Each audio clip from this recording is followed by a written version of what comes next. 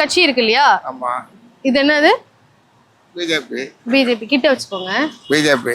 இது காங்கிரஸ். காங்கிரஸ். இப்போ இந்த பிஜேபி காங்கிரஸ் இது ரெண்டுல யாராவது ஒருத்தர் தான் நீங்க தேர்ந்தெடுக்கணும் அப்படின்னா நீங்க யாரை தேர்ந்தெடுப்பீங்க? இது காங்கிரஸ். எதனால காங்கிரஸ் சொல்றீங்க? இவங்களோட பாசிட்டிவ் அதாவது ஸ்ட்ரென்த் என்ன, வீக்னஸ் என்ன? எல்லாத்துலயும் ஸ்ட்ரென்த் இருக்குது, வீக்னஸ் இருக்குது. கம்பேரிங் பெட்டரா இருக்கு. கம்பேரிங் டு தட் இது பெட்டரா இருக்கு. இது பெட்டரா இருக்கு. எந்த பாயிண்ட்ல பெட்டரா இருக்காங்க?